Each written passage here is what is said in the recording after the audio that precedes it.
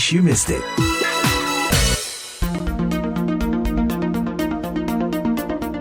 Museum di Indonesia perlahan tapi pasti mulai berbenah untuk memperbaiki citranya agar dapat menarik minat lebih banyak pengunjung. Utami Husin berbincang dengan Jelita Permata, dosen desain komunikasi visual, marketing strategis dan peminat isu-isu manajemen dan pemasaran museum di Indonesia, serta Yiyo T. Herlambang, ekonom pencinta museum, mantan Kepala Museum Bank Indonesia yang kini menjadi Ketua Asosiasi Museum Indonesia Daerah Amida DKI Jakarta mengenai hal tersebut. Berikut cuplikannya.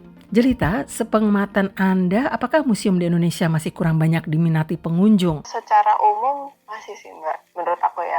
Memang aku belum menjamah semua museum di Indonesia gitu, jadi nggak bisa digeneralisir banget. Tapi dari beberapa kota yang saya datangi itu memang masih sangat minim kemauan orang untuk datang ke museum. Palingan orang datang ke museum itu kan ada bentuk kewajiban ya, kayak anak-anak sekolah. Kalau menurut Anda, Pak Iyo? Saya nggak tahu persis ya data pastinya seperti apa. Tapi memang museum itu relatif. Sebetulnya selama saat dari dulu sampai sekarang, nah sekarang ini banyak mengalami kecenderungan naik. Kita sudah berubah dari yang dulu cuman sekedar memamerkan koleksi, yang koleksinya itu tidak berbicara secara audiovisual, tapi sekarang kan sudah berubah. Beberapa museum-museum besar sudah mulai berubah penataan pamerannya, ada IT-nya, ada IR-nya, ada virtual reality-nya. Saya sendiri kan pernah juga menjadi Kepala Museum Bank Indonesia. Kalau di Bank Indonesia sendiri, rata-rata 1 tahun sebelum COVID itu 350.000. Itu gede juga, lumayan lah.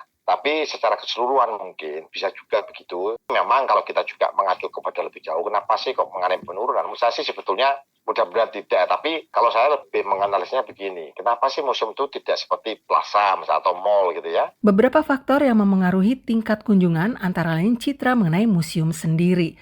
Sebetulnya museum yang ideal menurut Anda, Pak Iyo, seperti apa sih? Jadi gini, museum ideal itu adalah tentunya, kita kan harus tahu definisi museum. Museum adalah lembaga yang melindungi, mengembangkan, memanfaatkan koleksi, dan mengkomunikasikannya kepada masyarakat.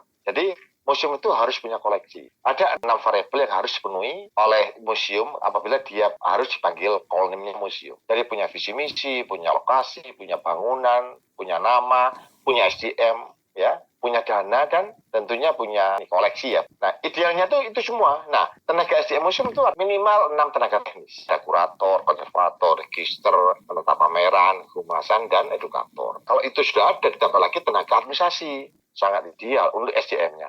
Kedua, tentunya museum itu kan koleksi ya, ada unsur kajian. Koleksi yang dipamerkan oleh museum itu pasti syarat dengan kajian oleh seorang kurator. Sehingga kalau pengunjung masuk, dia bisa melihat koleksi-koleksi itu apa. Tapi sekarang kan tampilan si koleksi itu tidak hanya itu berhenti otomatis, tapi dia bisa ada barcode-nya, tampilannya itu bisa dalam bentuk audiovisual, mungkin ada hologramnya. Tampilan itu kuno barangnya, tapi kekinian untuk tampilannya. Bagaimana menurut Anda? Kalau dalam konteks memikat orang lebih banyak lagi, saya kan dari sisi orang marketing ya. Karena marketing udah sampai di 5.0, which is basically mengikuti kemauan customer. Nah, sama aja kayak museum. Jadi museum itu sebenarnya harus lebih ke people oriented gitu. Menurut saya itu adalah hal yang paling ideal untuk saat ini ya. Karena kalau misalkan museum tidak berubah, ya pasti nggak akan ada rasa relate ya kan ketika kita datang ke museum. Sebenarnya kita datang ke museum kan kita mencari informasi yang baru dong.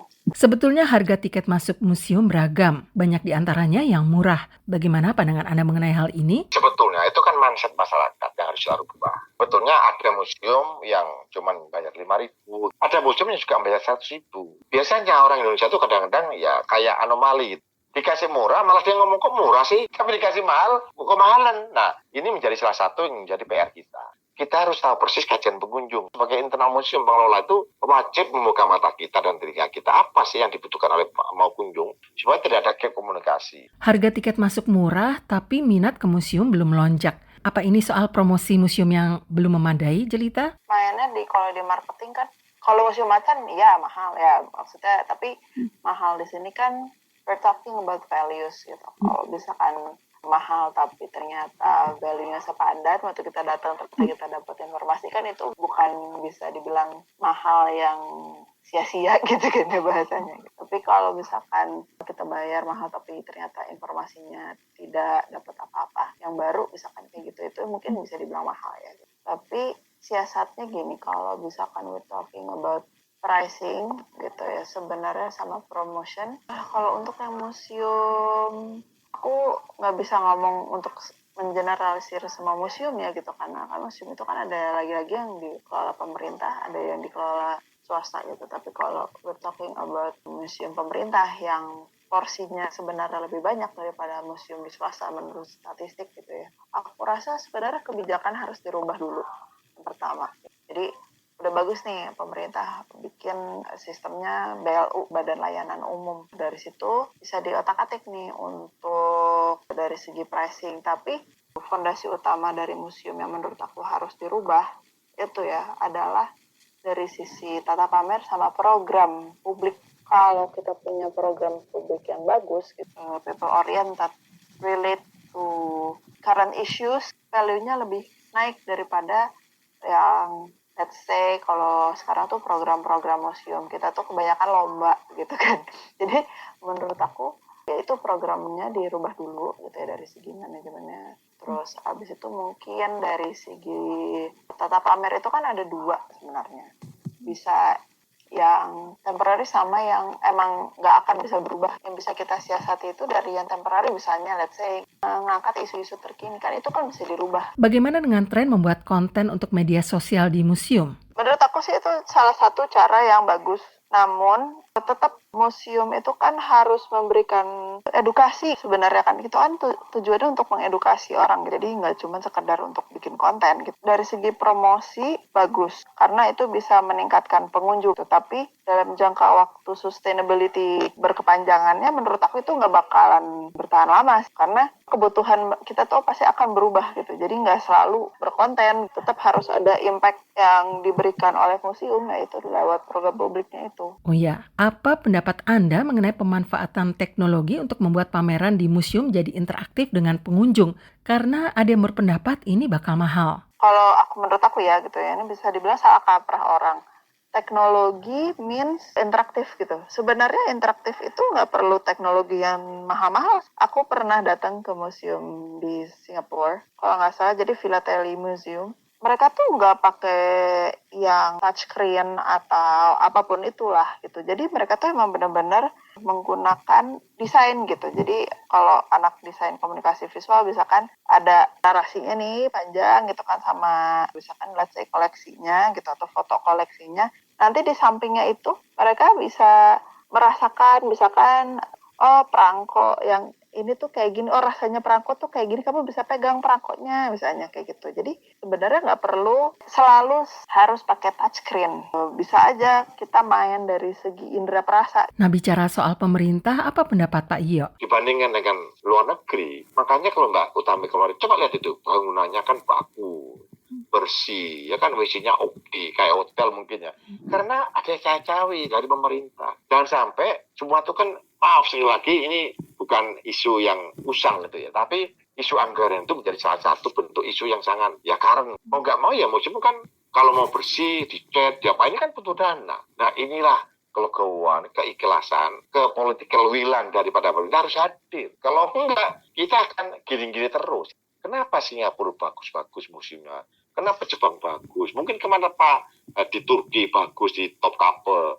Kenapa mungkin di Yunani oke? Kenapa di Amerika malah di Belanda itu? Malah mereka senang karena mereka menghargai. Mereka sama pemerintah menghargai. Nggak bisa kita sendiri, orang yang mencampur tangan. Itu museum itu penting-penting. Tapi kalau pemerintah nggak hadir, nomenklatur untuk anggaran itu nggak hadir, mana bisa? Terkait dengan masalah sumber daya manusia di museum kita, sudah banyakkah yang menekuninya sebagai profesional, Jelita? Ada Mbak, biasanya itu yang ngambil S2 museologi itu orang-orang yang bekerja di museum gitu. Banyak Mbak, hanya saja memang kalau yang di museum pemerintah ya budaya kerjanya kan top down ya biasanya. Kalau orang marketing bilangnya gitu ya, gitu top down. Jadi kita semua berpegang pada kebijakannya apa. Kalau kebijakannya saklek, we cannot do much. Makanya aku aku bilang kalau dulu mungkin nggak bisa nih nyari profit, jadi orang juga jaga museum misalkan, atau orang-orang museum ya juga males-malesan gitu, mencari membuat inovasi baru gitu, nggak ada profit gitu kan kayak. Tapi kalau misalkan sekarang karena udah sistemnya beberapa museum di Indonesia itu badan layanan umum gitu, yang sifatnya mau nggak mau harus cari profit karena tidak bisa berpegang full kepada budget dari pemerintah. Ya itu jadi salah satu, menurut aku bisa jadi langkah yang baik sih Mbak. Bagaimana menurut Anda, Pak? Kurator di Indonesia, pegawai museum dengan kurator museum di luar negeri atau di negara lain jauh dari sisi maaf nih salarinya.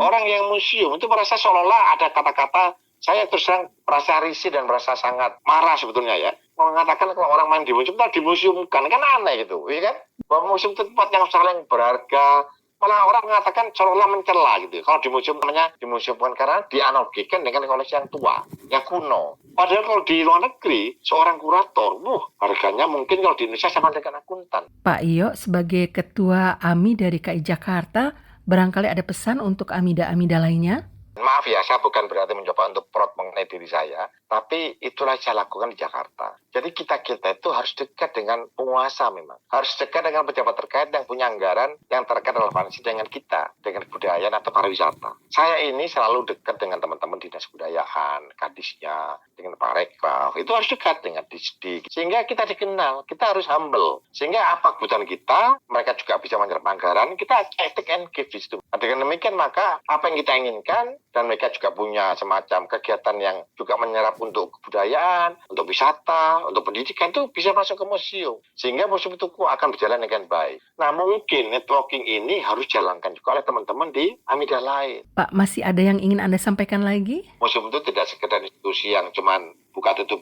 tapi ada suatu roadmap. Gak bisa museum itu terus dibiarin. Ada roadmap-nya. Ada unsur standarisasinya ke depan supaya menjadi baik semua. Ada unsur sertifikasi untuk SDM-nya, ya kan? Ada good corporate governance-nya. Ada optimalisasi teknologi multiguna, tepat guna. Ada aksesibilitas. Itu kan semua tumpah ruah di dalam museum. Sehingga betul-betul museum ini menjadi sesuatu yang menurut saya ya tempat pengabdian, tempat untuk menjaga jati diri bangsa supaya tidak dilupakan. Kalau nggak ada museum, gampang Mbak untuk menghancurkan satu negara. Hancurkanlah museumnya. Di Baghdad itu Irak. Begitu timbul perang sama Amerika dulu kan, hancur itu. Negara 11 malam kan Baghdad Irak itu kan. Mana dia punya museum bagus? Hancurin sama Amerika. Hancur sekarang sejarah-sejarah Irak masa lalu. Saya khawatir kalau Indonesia ini museumnya dihancurkan, itu nanti cerita-cerita kayak Mojopahit, Gajah Mada, Jaya Negara, dari Malang itu nggak akan terselamatkan itu. Anda Jelita punya pesan untuk pendengar VOA?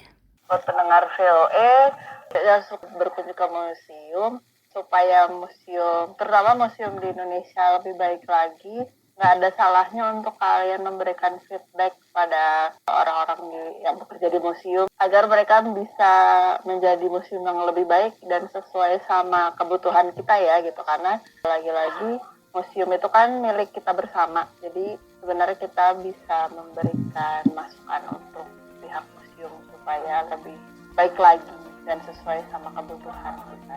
Baik, terima kasih atas waktu Anda berdua untuk Voice of America. Sukses selalu untuk setiap aktivitas Anda.